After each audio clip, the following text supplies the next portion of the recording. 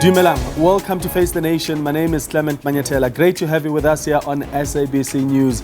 On the show tonight, what has been happening in Ekurhuleni? The embarrassing appearance at the Madlanga Commission of the former municipality city manager, Dr. Imogen Mashazi, and the suspended EMPD Deputy Chief Julius Mkhwanazi has left many wondering how the metro was run under their leadership.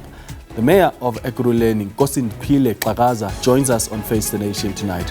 Also on the show, what is former President Jacob Zuma's next move now that he has lost his bid to appeal the order that he has to pay back about 28.9 million rand bill for his private legal fees? His spokesperson Mzonele Manyi speaks to us. And then later, why did the ANC and the DA vote against the motion in Parliament to raise the pass mark to 50%? The Minister of Education, Siviwe Gwarube, joins us. But first, my comment.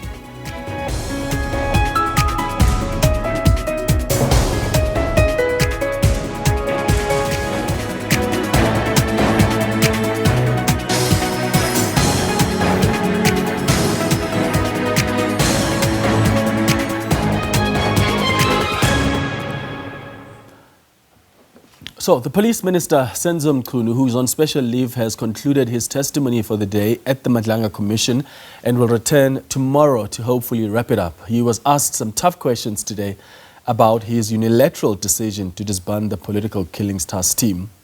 The Commissioner Madlanga, asked him who was best placed to brief him on whether the PKTT should be disbanded. And if the answer is the National Commissioner, then why did the minister take the decision without a briefing from the National Commissioner? Again, Minister, I'm asking about a person that would have been best placed. I'm not asking you about what was done or what was not done.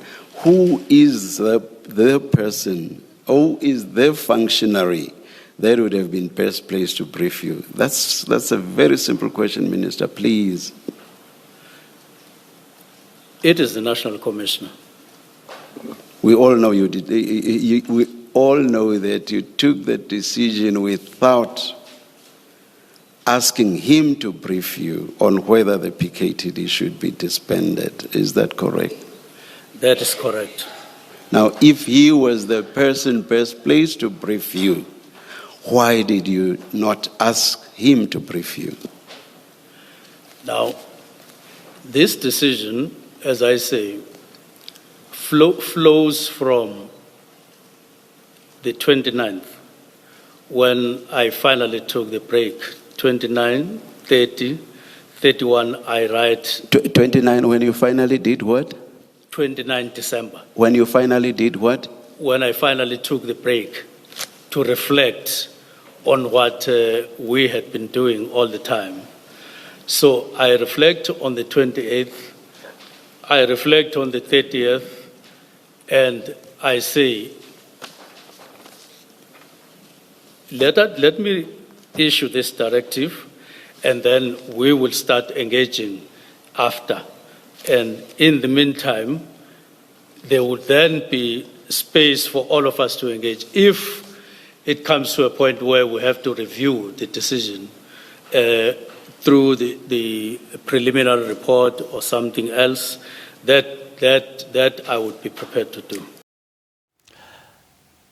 Now, before the minister's testimony, though, the suspended EMPD Deputy Chief Julius Mkhwanazi was on the stand on day 2 of his testimony after admitting yesterday that he wasn't authorized to sign Memoranda of Understanding authorizing Ket Matlala's company to use blue lights. He admitted that he received monies from Ket Matlala around the same time he was making these authorizations. In fact, when he was asked if he received monies from Ket Matlala, he tried to lie first. The first is paid by Ket Protection and Security Services Pty Limited into the stated account. The date paid is 5th May 2022, an amount of 20,000. The second is by Medicare 24 Tshwane District Pty Limited, and I thought that is Mr. Van Veek's entity, but nonetheless, same account, and the date is 18 June 2022 for 20,000. The last is Black AK Trading and Suppliers Pty Limited. Once again, the account details are the same, and that was on the 10th of December 2022 for 30,000. Yeah, no. That was for the record. Thanks, Commissioner. Yes, and on top of apologies. All I'm asking is that you do confirm for the record that those were affected. Yes. In fact, even on top of that, he had this thing with Ngamla. When this thing is a PS, Ibarat, I will make you for no resign, man. You see, we had that. No, I don't want to lie. We had that, and I prayed for him. You see, that day, that thing. Even when there were bad news, I said, No, I must be honest. We were like, Commissioner Mkhwanazi, I do appreciate the closeness of your relationship. You explained away one payment because you said you had a death in the family. Yes. And the other payments, what were they for? Commissioners, I had many challenges, you see. Yeah. We discussed, used to assist, not even these ones, as maybe on top of these ones, it may be these 500 that when you discuss and get, and you see, we discussed many things with Mmusi, and he was assisting. It was a brother.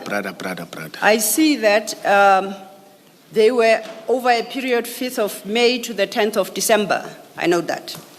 And I know that the letter of intention to commit issued by Mr. Matlala, you remember, Annexure JM 17 by MAPA, is dated the 15th of June 2022. Yes. The letter that gave rise to the registration of vehicles. Yes.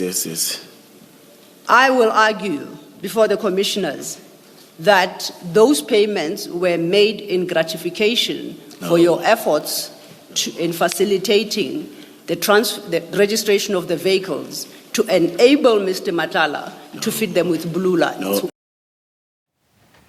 And that's what the evidence leader, Advocate Mahlape Sello, had to show Julius Mkhwanazi, this document demonstrating monies from Ket Matlala into his bank account, to which he just couldn't deny. But initially, he tried to deny that he received these substantial amounts of monies from Ket Matlala. Very briefly, have you ever received any money from Mr. Mmusi Matlala, or him personally, directly, or any of his companies? No, but it's a yes or no? The but just might be interesting. No, let me say. Okay, I'll allow you the but. Let me relate the relations.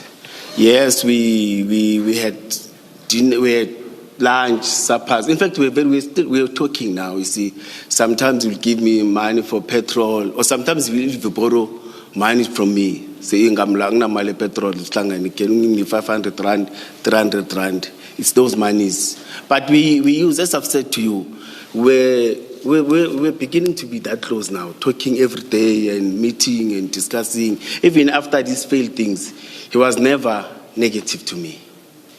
You see, he was very positive, and you see, the only thing that stopped the communications, this news that, hey, now there was this shock and fear. You see, but Madlanga commissioners were very, very close. You see, communicating. The only thing that he didn't like to discuss politics, but we'll discuss many things. Even some frustrations that I was having at work. In fact, I treated him as a brother. You see, that's why I was so shocked when there was this thing of guilt. But I said, why didn't he talk to me? Or why didn't he talk to me having such challenges? But we were very, very, very close, like a brother. You see. The short answer is that you did get money from him for things like petrol, 500 rand here, food, 300 rand here for food. Yes. There was a time where there was serious frustration on suspension coming. Remember, I was getting overtime and some benefits. Then it was difficult for me to buy food and feed the kids. And you see, then I was saying, Gamla, 200 nyana, 1,000 nyana, and he will, and say, no, I'll give you some, you see. Yes. And that was a lie, because that's the first thing he said, that it was only for food, petrol, 500 nyana, 1,000 nyana, until they had to show him his own bank statements showing that there was money coming in, 20,000 in May, 20,000 in June, another 20,000 rand later in 2022, coming from Ket Matlala. Now, this is the same man who claimed 3 months ago in media interviews that he didn't have a relationship with Ket Matlala. Now he admits that they were close and that Matlala even helped him bury his siblings. Even with all these contradictions and denials and concessions, he is scared of jail time. Facilitation is saving prison. Commissioners, you are there.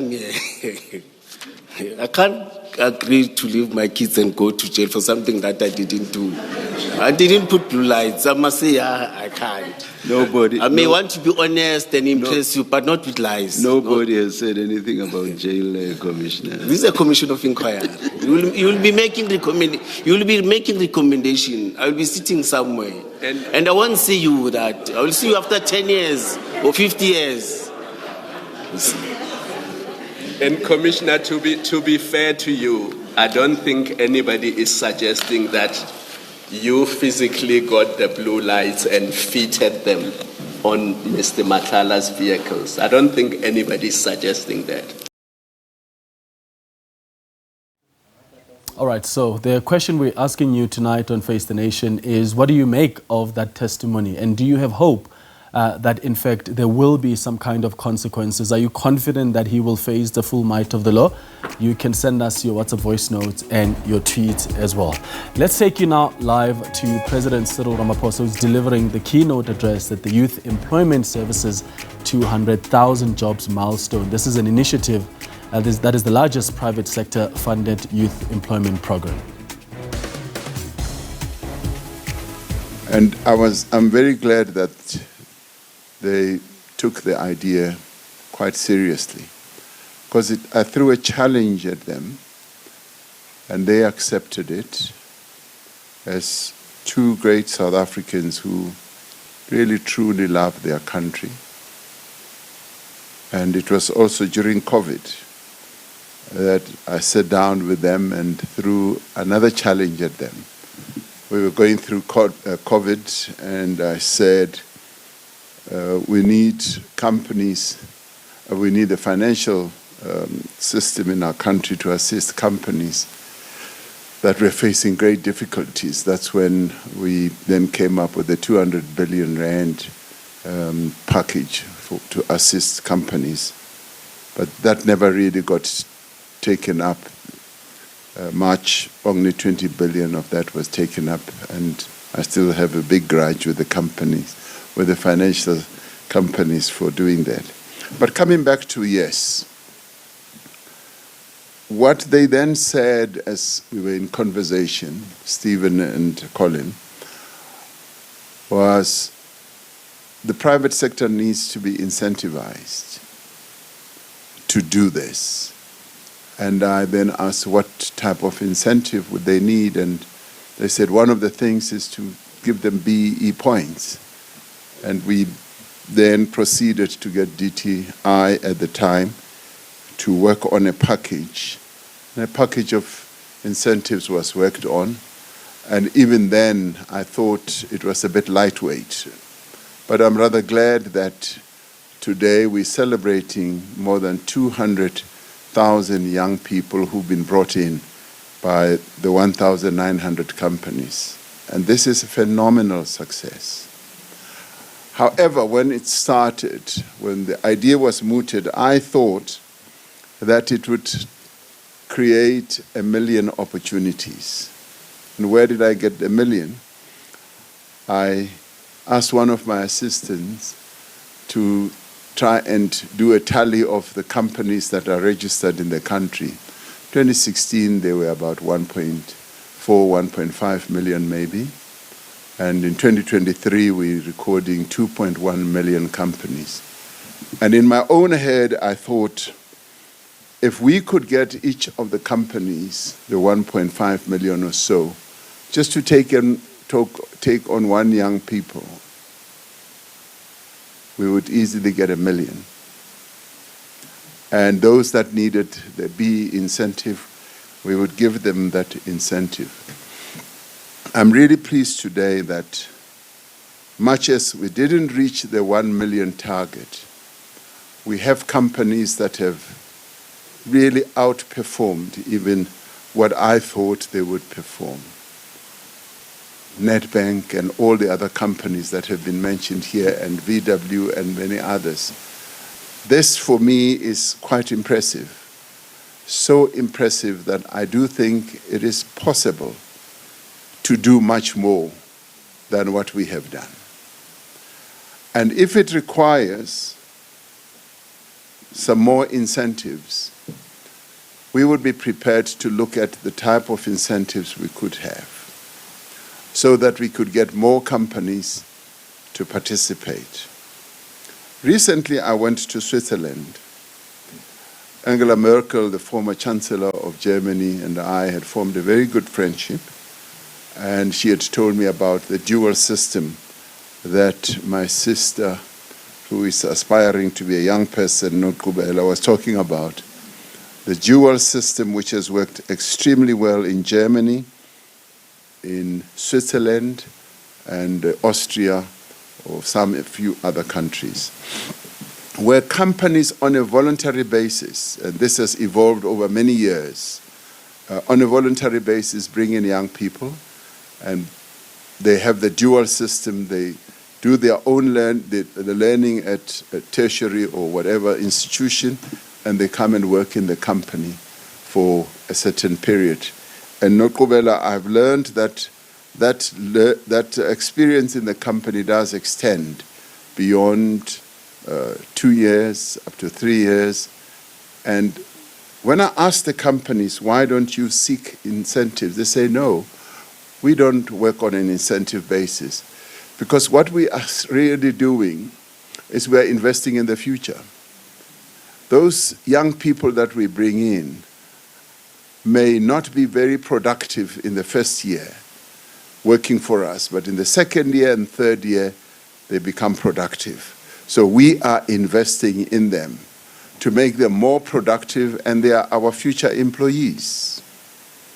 Now, that planted an idea in me that why don't we have a dual system in South Africa? If we had a dual type of system where young people could learn and at the same time be brought into companies, and wherever the companies are, and work for a while. It's either they learn for 6 months or whatever, or we do what YES does now. And Nkosindiphile, that could also be the YES program, where they are brought in slightly larger numbers, and they work for 2 years or more. Now, since South African companies have become accustomed to incentives, and we do have, yes, I do realize that we may not be able to get them, to wean them off from the incentives, like you wean a baby off a mother's breast. And since we're not able to do so, is there another way of increasing the number of participants in the YES type of program? But then again, I've been giving quite a lot of thought on what do we do with generating a real skills revolution in our country. In 1994, the new government said we want to have a skills revolution, and we're going to get companies to pay a skills development levy. That skills development levy, almost on an annual basis, yields about 40 billion or so. I may be wrong with the actual figure, but the University of Stellenbosch has done a study. It yields something like 40 billion or so, and it is used through our SETA system. I've said to my Minister of Higher Education and Training, let us look at how we transform that whole SETA system and bring in more young people into real training and see the extent to which we can combine what YES does, what Harambee does, and what our SETAs do. And that could then give us a real skills revolution, because that is the way to go. Now, the incentive could well be, how do you use the tax incentive scheme which is there. Not many companies participate in it. I forget the actual figure that SARS actually gives rebates for companies. And we have the skills development levy. And we have the voluntary system, which is backed up by the BE incentive. And a combination of all that, I do believe, could create a powerful skills revolution in our country. I've challenged my advisors to come up with ideas. Now, when I raised the issue with Colin and Stephen, they immediately came up with answers. And I'm throwing it out to everyone here and said, this is, tonight I see this as an ideas hub or an ideas moment. That could we come up with ideas of how we've got 12 million people unemployed in our country, 60-something% of them, 65% of them are young people. We've got 5 million young people registered on the MOBI website, which government runs, and a number of them get jobs because employers are encouraged to find potential employees on it. So you've got a reservoir of young people who are almost ready to get into learnerships, job situations, and training. And with that, we would be able to create quite a number of opportunities, utilizing the various incentives that can be used. When Tito, may his soul rest in peace, would come to me quite often, I would say, Tito, I need 100 billion rand. Find me 100 billion rand so that we can employ up to, say, 2 million young people. And I've said the same thing to Enoch, that if there is a pot of money we can find without breaking the budget, but bring in young people and have a real skills revolution in South Africa and bring in a lot of young people. And my estimate is, if we could say bring in 1.5 million young people, 2 million young people, and spread them through various companies and use the dual system, use the YES type of system, and a variety of other systems that have worked. Because we do have systems or programs, better still, that have really shown that they can work. Now I'm throwing this out there because next year, when I open Parliament, I want to be able to announce what we are going to do for young people. And I want all of them. So President Cyril Ramaphosa speaking at the Youth Employment Service, celebrating this 200 jobs milestone. This is a presidential project that aims to help young people become more employable. In fact, it brings together a number of companies. In fact, many of them have signed up to give internship opportunities to thousands of young people between the ages of 18 and 35. And these companies in turn get incentives in the form of employment tax incentive rebates. After the break, we're going to speak to the mayor of Ekurhuleni, Nkosindiphile Xhakaza. Stay with us here on Face the Nation.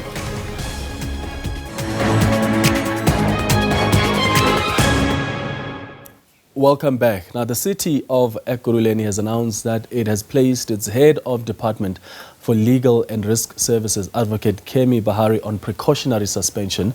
Bahari has been implicated at the Madlanga Commission, where it's been alleged that he actively blocked disciplinary action against suspended Deputy Police Chief Julius Mkhwanazi. Mkhwanazi is accused of entering the EMPD into a questionable contract with alleged underworld figure Mmusi Maimane. He has also admitted at the Madlanga Commission to having received money from Maimane. The city says the decision to suspend Bahari follows a resolution of the Municipal Council taken on the 18th of November.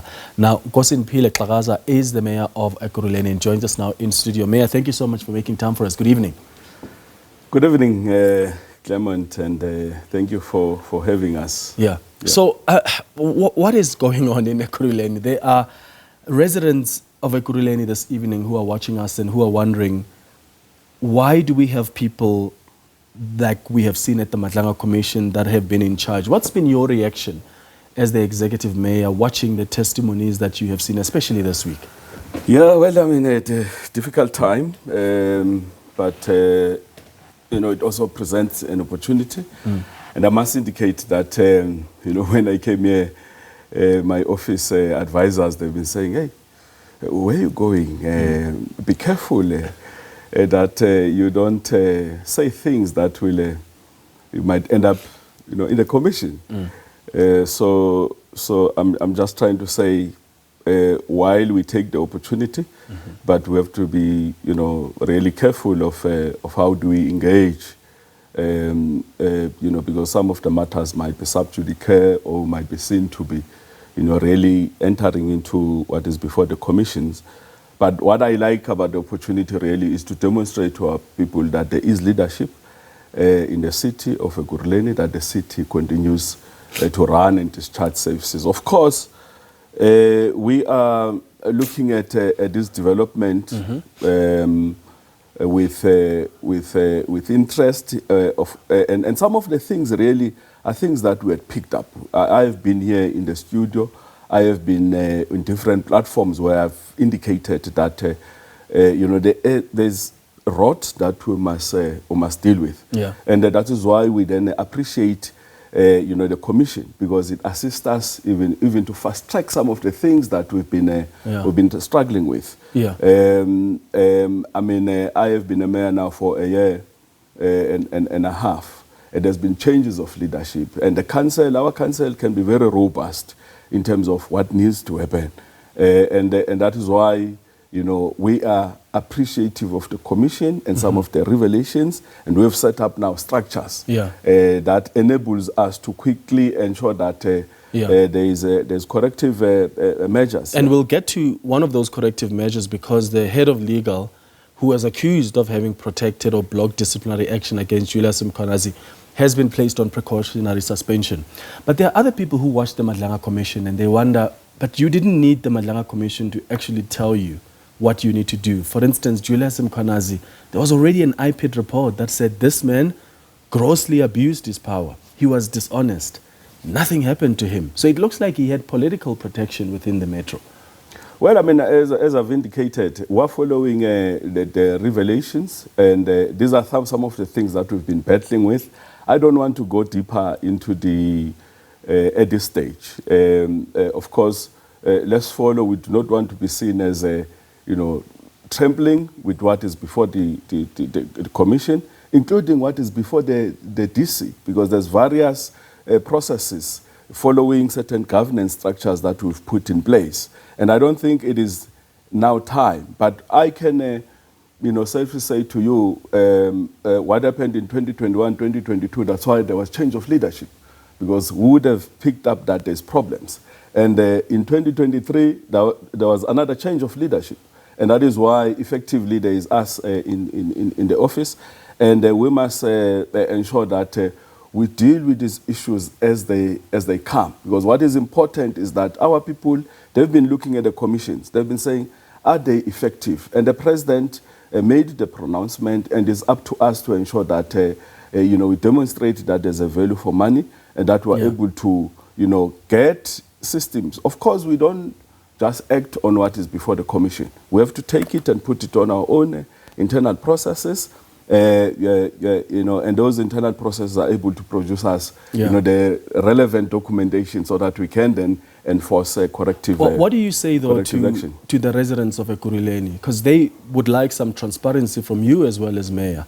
When were you aware of the issues around Julius Mkhwanazi, for instance? I mean, since you've been there for a year as a mayor, did you not get surprised that, hi man, there's a story being reported here that this man has a report from IPID that says he grossly abused his power and yet he's still in the job? Look, there's a number of issues. I mean, you would have picked up, I don't want to, as I've indicated to you, there's a thin line between what is currently being ventilated. Which is why I'm not asking about those processes. Of course, it's interlinked. What has been my action? You've heard the accounting officer making a reference. And I don't want to go and ventilate in terms of, because I would not know tomorrow, I might be invited, or I might be accused that why is he, but what is important is that we've emphasized the program renewal. When we took office, we said there has to be a renewal that has been demanded out of leadership. And that renewal, we must see it in administration. And we pointed out the areas of, if you're going to go back, you pointed out to say these are the areas that we need to fix. People thought we were at loggerheads with some of the senior administration. Some we've taken them, with preferred consequences, and it's a battle. It's not an easy thing. That is why we say the commission also assists us, in the areas that we've been battling with. But when did you become aware of Julius Mkhwanazi's issues? Did you not know about it until the commission started talking about it? No, but what I'm saying is that these were issues that were ventilated in council, even in 2023. I might not have been the mayor, but we were part of the leadership. And we had a city manager who was protecting him. I don't want to go there, but what is important is that at the time, that is why there was then a move, and we'd removed the DA mayor at the time, because these were the things that we're looking at. And what did you do about it as the ANC administration when you came into power? Well, fast forward, even the mayor, which was backed by the EFF, we had to remove her. I had to battle politically and even remove the MMC of Finance from the EFF, because we had to ensure that the administration is accountable. And I must tell you now, the process of even taking on administration, you need council. And that is why we're happy.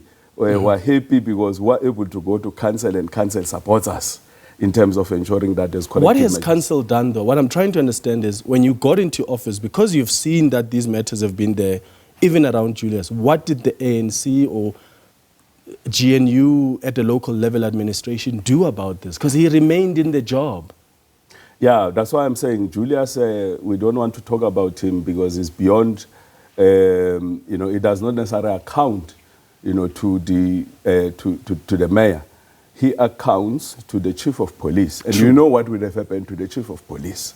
Now, I don't want to get into that, what was happening between August and September last year, because that has been ventilated in the commission. But my role has been known, we've been communicating. So you've acted as the mayor as soon as you came into office, and you said, and I'm not suggesting that you must interfere, but as a mayor, when you realize that in one of the departments, because you are the political overseer, if you realize that there's someone here who's done something wrong, it's been reported, IP has produced a report, as mayor, did you do something about it when you came into office? What is important is that, Clement, there is a process that has been ventilated.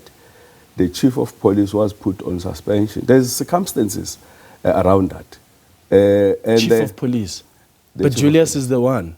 No, Chief of police. He only became a deputy, and he acted later. But the unlawful behavior started already 2 years ago. I'm saying what we're correcting here, what is before the commission, and the revelations are going to come in terms of what happened, what was the cause of action to get us to be where we are. But what is important is that we have been very firm, and unfortunately the circumstances did not get us to actually get the results that we're getting now. And that is why our systems are always ready. We pick up an issue around Julius, we put it in our own processes, we ensure that there's consequences. After 2 years. After 2 years, and so much damage has been done. There are people that have lost their jobs. There are people now who have appeared at the Madlanga Commission who are saying, every time we try to act against this man, they took action against us. I'm saying Julius is under a level below the city manager. There's a city manager, there's a chief of police. And then there's in fact, when he even committed some of these acts, he was way below. And yet, now, to this point, now the problem, he was in the job for 2 years. Is the point I'm making. And to be fair on you were not mayor 2 years ago. Yes. Hence, I'm asking, when you came in, then what did you do? There's various priorities. We look at. I can tell you one issue for sure. The issue of revenue, shortages that we're able to take it up. But it's quite exhaustive. It's quite, and there's a lot of pushback. You would know that there was a motion of no confidence on the mayor, which we've spoken about it, which we did say that this motion is sponsored by the same administration that we're trying to deal with. But what is important is that we must give comfort to our communities that we are now following legislation, because some of them, they've been saying, but why are you putting people on suspension with pay? And we are following the regulations, because regulations on, local government regulations on senior management in terms of DC are quite clear in terms of what is the process that we ought to follow. Okay. So you can't be found to be doing anything else that can even jeopardize the very same corrective measures that we're actually implementing. Yeah, but the Madlanga Commission has given you so much ammunition. I mean, if Julius Mkhwanazi's disciplinary hearing is going to take another year, that will be like really your fault as the Ekurhuleni municipality. You've got so much to work with now. What we can commit where we are is that we are willing to act decisively without fear or favor. And of course, we must follow advices, because we also don't want to jeopardize this process. We must ensure that this process is followed through procedurally, so that we don't then compromise the entire thing. But if of course, we're advised that we must do summarily dismissal, I'm sure those consequences will happen. All right, Mayor, before we wrap, because we're running out of time, let's talk about Mpoma Fole's murder as well. There have been some suggestions in some reports that you knew what he was investigating, but you chose to somehow, quote-unquote, divert attention from the real reason. And I suppose the question is, what did you know about what this auditor was investigating in Ekurhuleni? Let's maybe firstly, express our, profound, regret for the tragic passing of Mr. Mpoma Fole. A young, dedicated, professional with an immense, potential. And we also want to share, the pain with the family, with friends, with the community. But what is important is that we also want to, caution the media and some of the speculation, because there is an ongoing investigation. And we are fully cooperating with that investigation, and everything has actually been ventilated in that platform. We did indicate that the audit function is an independent function, including myself as the mayor. I don't get appraised in terms of what are the issues that they are dealing with, because there's quite a number of issues, quite a number of referrals and all that. Yeah. But what I knew for sure was the issue that I was dealing with, that was brought in terms of the revenue shortfalls. And we quite very clear in terms of what is happening. And we did say we don't want to draw any linkages. But what we know is that that function, that unit, that department is very critical as an assurance provider that everything Did you know that he was investigating the chemical toilets tender at the time of his death? Well, that was never brought into my attention. What I know now is a probate that he was dealing with. Probate? Probate is not a post. It means all the programs, critical programs that our guys in supply chains, they deal with. The CFO then referred them, to actually being looked at, for review. And that review remains an administrative process, a supply chain management process. But quite a number of allegations have actually been made, including, a critical organ like audit, which is actually assisting us now to process some of the Madlanga processes, gets to be tendered in the media, which could jeopardize many of our, and I don't want to cast aspersions, but I'm saying we must read a lot into some of these things, because that function of audit has now been cleared, at least, with the Institute of Government Auditors, with our own internal audit.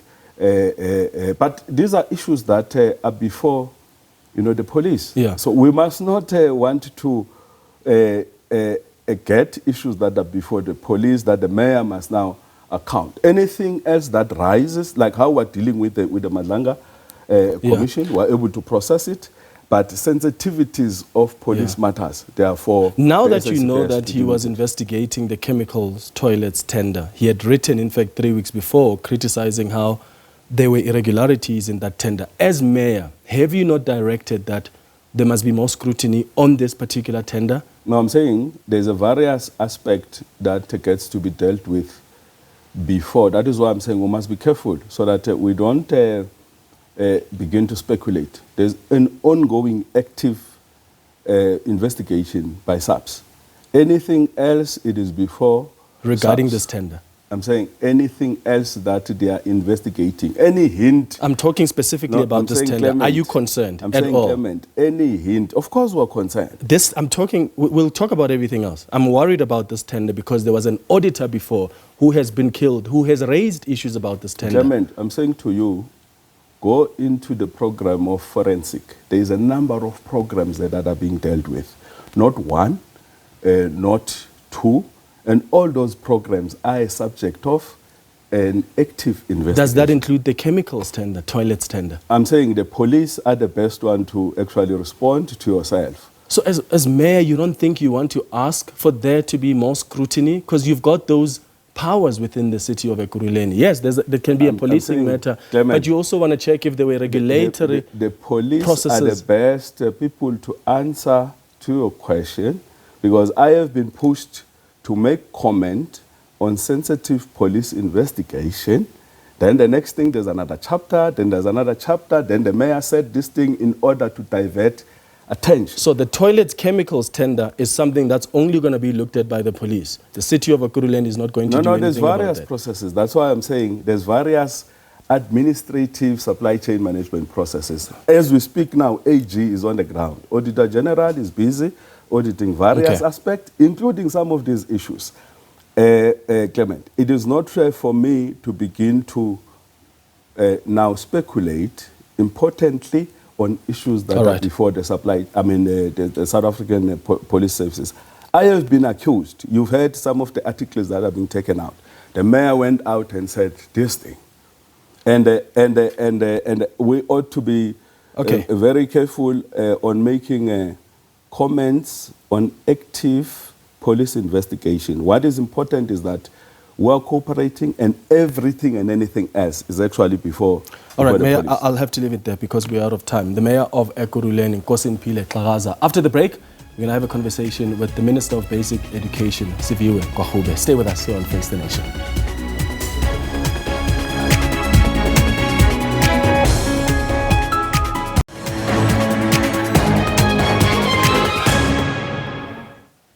Welcome back. The National Assembly has rejected the motion to scrap the 30% pass level for matriculants. The motion tabled by Build One South Africa leader Mmusi Maimane was defeated on Tuesday night. BOSA launched a public petition demanding the abolition of the 30% minimum subject threshold for some subjects. MPs from the ANC, DA, Patriotic Alliance, Freedom Front Plus, and Al Jamaa voted against the proposal. Siviwe Gwarube is the Minister of Basic Education and joins us now in studio. Minister, thank you so much for making time. Good evening. Good evening, Clement. Good evening to Face the Nation. I want us to start with just laying the foundation. There's a myth out there about the overall pass rate being 30%. Can you just explain, because we always try to get people to understand it, but also sometimes politicians speak about it as if as long as you get 30% in all of your subjects, you're good to go. Can you just clarify what students need to obtain for them to qualify for a senior national certificate? Okay, so firstly, there are 3 different qualifications: a diploma, a bachelor's pass, a diploma pass, and an ordinary NSC certificate. Last year, 800,000 learners wrote NSC exams. Only less than 200 qualified with the minimum requirement, which is the NSC. So the bachelor's is the highest diploma, and then the NSC requirement. Now, what does the NSC say? It says that you can pass certain subjects with 40% and some with 30%. Why was this allowed to happen? It was allowed to happen because not every single learner in our schooling system is somebody that's going to go on and pursue a medical degree. Somebody said to me on Twitter this afternoon, why would you want a surgeon operating on you who got 30%? It's a myth. And we need to stop making this a populist discussion. Now, now let's go back to the vote in Parliament. The reason why this vote was important to vote against is, number one, the leader of BOSA, Dr. Maimane, knows that I'm currently in the process. We've got an independent panel of experts who have been appointed to be able to look at our assessment criteria in South Africa from grade R to grade 12. His misunderstanding of how education systems is the problem, because seemingly fidgeting with the matric pass rate at the end of a 12, 13-year schooling career is not going to lift the quality of education. Yeah. The foundations of learning are important. That's why our focus has been ECD strengthening the foundations of learning, because then you don't have to fiddle with things and tinkering around the edges. If you don't deal with the root causes, Clement, are clear. We know that 8 out of 10 children in South Africa can't read for meaning. That's a literacy crisis. Those children are not going to go on to take maths and science and other gateway subjects if we don't get the basics right. So that's why I'm saying that it can be a populist argument to say change the pass mark. Yeah. What we should be doing is strengthening our curriculum and making sure that children are far stronger throughout the system. Do you think that if really attention is placed at foundation level and you strengthen at that level of education and children are able to read for meaning, then that fixes the problem then when they get to matric? Can we still have a conversation about us raising the pass rate on some of the subjects to 50%? Or would it still be justified to stick with 30%? No, I think we definitely should have a conversation that is led by experts. Where I disagree with politicians trying to get into a space, I'm not a curriculum expert. I may be the Minister of Basic Education, but I have to defer to experts. And I'm saying that because I'm not deaf to the calls of South Africans who are saying, is this globally comparable? We've put this in place. We've got experts looking at our assessment, but not just in matric. Because why are you looking at only a matric pass rate? This obsession with our matric results is unhealthy. We must look at whether 6-year-olds are ready to start grade 1. We must look at whether or not 5-year-olds are cognitively developed enough to be able to thrive. Those are the key markers of success. And all I've been saying to South Africans is that markers of success are throughout the system. It's not at the exit of an education system that you must appreciate whether or not. So the point I'm trying to make is that politicians cannot be making these decisions. Experts should be making these recommendations to politicians to say, we've looked at global, other international examples of where this is being done. And we know what is the standard, and this is what we recommend. Yeah. That's already been done. It started in August already. Dr. Maimane knows this. So for me, I can only reduce that this is just a populist way of talking about increasing the 30% pass rate. There's no such thing. Even in the motion itself, there was no mention of that. What he was mentioning is a whole range of things that he wanted me to do in Parliament, which is already being happening. Well, what is the consequence of the 30% pass mark on some of the subjects on the overall pass rate numbers? Does Mmusi Maimane have a point that the low 30% mark for some of the subjects is actually what beefs up the pass rate numbers? I would disagree, because remember I said that only less than 200 learners in the last year got their basic NSC exam. So literally, out of 800,000 learners, none of them got the basic pass requirement that an NSC requires. They all pass with diplomas or bachelors. So the question we must be asking ourselves is, are we satisfied with the quality of our education system at every level? Let's not only zoom in, and that's why the strategic reorientation, since I came into office, that has been my cry, to say that South Africa, we need to stop obsessing about the tail end of an education system. Invert the pyramid. Let's make sure children 0 to 4 have access to ECDs that are of quality. That's why this week, when we launched almost R500 million fund that we are going to be supporting ECDs, is such an important milestone. The fact that we've registered 12,000 ECDs this year alone is in itself a massive milestone. Children are stunted, Clement, by the age of 5 in South Africa. We shouldn't be having that. And stunting is irreversible. So you can talk about, are enough South African children taking maths and science between grade 10, 11 and 12? We can cram them all we want. But if we don't look at this as a system and we don't strengthen it from 5 to 6 to 7 to 10 when they should be reading for meaning and thriving, then we're getting something wrong. And all I'm saying is that South Africans must understand that we're inverting the pyramid, and now we are looking at the education system in its entirety. And we are not going to just fiddle with things because they sound nice. Yeah. When are you expecting the first report from the National Education and Training Council? We're expecting, in fact, there's 4 reports that we're expecting from them within the next several weeks, which I'm really, really looking forward to, including things like a minimum package of support for foundation phase. So what should a quality foundation phase school look like? So there's a number of things. There's 4 things that they're looking at. They're also looking at, you'll recall there was a study by Stellenbosch about the burden on teachers. Teachers were saying that they are happy in their profession, but the administrative burden is too much. So they're also looking at things like that. So there's a raft of things that they are looking at, and I'm looking forward to receiving those reports. But we have to be evidence-led, and we can't be sloganeering when we're looking at the future of our children. It's so, so, so important. Well, yeah, that's the frustrating thing about politicians, because also, if we're being honest, the DA has made a lot of noise as well about the 30% matric pass rate. I think what the DA has often made a noise about is about the matric pass rate in general. And I've said to you on this show many times that for me, the obsession about the matric pass rate actually is misplaced. I think we're letting kids down a lot if we are obsessing about that. I think that, in fact, I would enjoy it if the country were to celebrate the number of children who are ready to start grade 1 when they turn 6. Yeah, I suppose my point is, when you're chilling with the politicians, just tell them to tone it down a little bit and be more rational in their approach, because this comes from all the parties. Let's be evidence-led. Yeah. Yes. Siviwe Gwarube, thank you so much for making time for us. I really appreciate it. And thanks to you for watching the Thursday edition of Face the Nation. We'll be back with you on Tuesday at 8 p.m. Have a good evening. Cheers.